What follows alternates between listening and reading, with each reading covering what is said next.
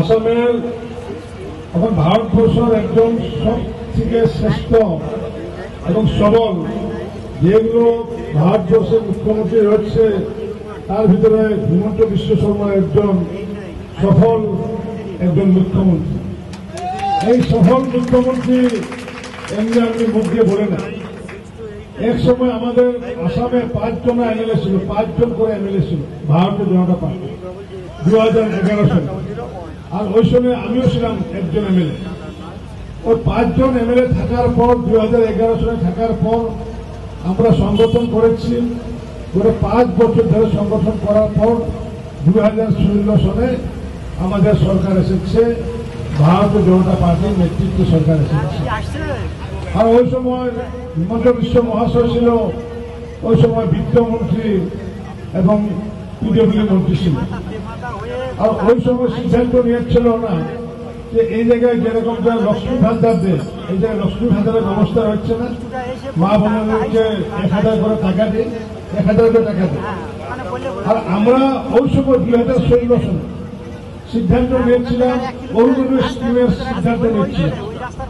আর ওই অরুণোদয় স্কিম হলো আমাদের এই জায়গায় যেরকম করে লক্ষ্মী ভান্ডার, ওই জায়গায় আসামের ঠিক যেরকম করে অরুণোদয়। আর ওই অরুণোদয়ে টাকা দেওয়া যায়, মা বোনদেরকে টাকা দেওয়া যায় 1250 টাকা করে পার মান্থ টাকা দেওয়া যায়। আর সেরকম করে আমরা 26 লক্ষ মা বোনদেরকে টাকা দেয় এভরি মান্থ। গতবার কিছুদিন আগে যখন ইলেকশন হয়ে গেল, আসামে ফার্স্ট দফা ইলেকশন হয়েছিল, আমরা সিদ্ধান্ত নিয়েছি যে আসামে রেশন কার্ড রয়েছে 66 লাখ রেশন কার্ড রয়েছে।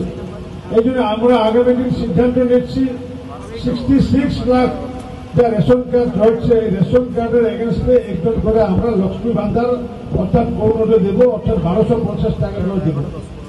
আসাম একটি অত শত প্রদেশ, ওই প্রদেশে আমরা দেই হিমন্ত বিশ্ব শর্মা মহাশয় দেয় 1250 টাকা দেয়, আর সবাইকে দেওয়ার সিদ্ধান্ত নিচ্ছে। কিন্তু এই জায়গায় মমতাদি সবাইকে দিতে পারে না, আর দিলেও যে 1000 টাকা করে দেয়। তারপরে একজন বন্ধু আবার বলল যে ভাষণে বলল যে ভোট যদি না দেয় তাহলে ওনারা কি ওই লক্ষ্মী ভান্ডার কেটে নেবে। ওইটা কোনো চিন্তা করবেন না। ওই লক্ষ্মী আমাদের লক্ষ্মী দেবী, লক্ষ্মী একজনা, আমরা সবার ভগবান। ওই লক্ষ্মীকে কেউ আপনাদের হাত থেকে কেড়ে নিতে পারবেন না, মমতা দিতেও পারবেন না। এইটা ব্যাপারে চিন্তা করবেন না, কারণ এইটা মমতা দিদির ব্যক্তিগত সম্পত্তি নয়, এটা হলো প্রদেশ সরকারের সম্পত্তি। সরকারের সম্পত্তি এইরকম করে যদি নিয়ে, তাহলে আমরা তো রেশন কার্ড কেটে নিতে পারি, কিন্তু আমরা তো এইরকম ফালতু কথা আমরা বলি না। এই জায়গায় যেরকম তৃণমূলে বলেছে যে লক্ষ্মী ভান্ডার কেটে নিব, কেউ কেটে নিতে পারবে না। আমাদের তো পার্টি সিদ্ধান্ত নিচ্ছে। এই যে প্রদেশ বাংলায় কি ছিল আগে কি ছিল, বিধানবাবু ছিল, তখন কি কংগ্রেস ছিল। কিছু বছর পর কংগ্রেস থাকার পর কংগ্রেস হাওয়া হয়ে গেল। তারপরে কি হলো, কমিউনিস্ট এসলো এই জায়গায়। কমিউনিস্ট কিছু বছর থাকার পর কমিউনিস্ট হাওয়া হয়ে গেল। এখন রয়েছে তৃণমূল রয়েছে। আর আগামী 26 সনে এই তৃণমূল হাওয়া হয়ে যাবে, ভারতীয় জনতা পার্টির সরকার পশ্চিম বাংলা নিশ্চিত রূপে হবে। আর আমরা ওই সময় লক্ষ্মী ভান্ডার বেড়ে দেব, আমরা 3000 টাকা করে দেবো, এটা সিদ্ধান্ত নিচ্ছি। আগামী 26 সনের পর আপনারা মা বোনেরা, যত মা বোনেরা রয়েছে সবাই লক্ষ্মী ভান্ডারের বাবদ আপনারা 3000 টাকা করে পাবেন। এটা আমাদের দলের সিদ্ধান্ত।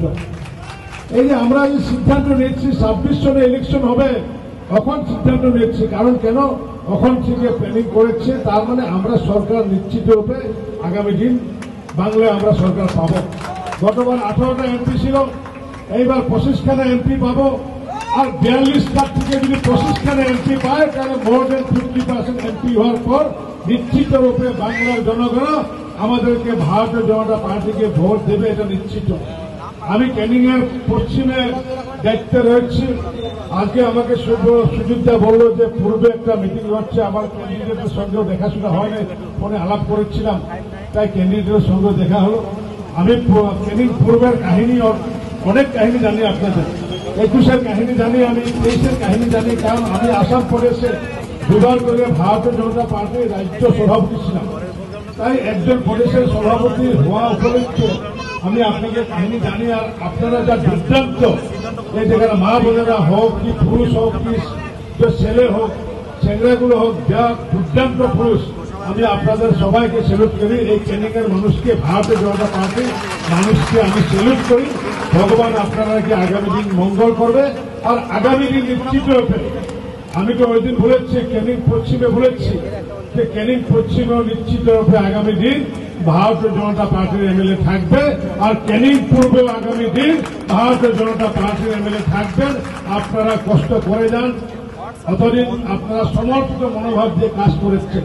এই সমর্পিত মনোভাব দিয়ে বেশি দিন করতে লাগবে না, শুধু 2026 সন পর্যন্ত 2 বছর পর্যন্ত করুন, দেখবেন আপনারা নিজস্ব সরকার নিজে আপনারা স্থাপন করতে পারবেন।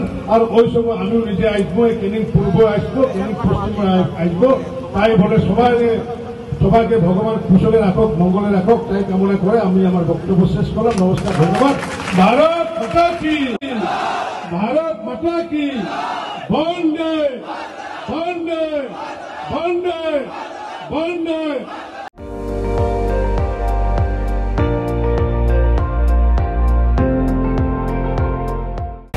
আপুনি চাই আছে ND24, সৰ্বশ্ৰেষ্ঠ নহয় সৰ্বোত্তমৰ দৌৰ।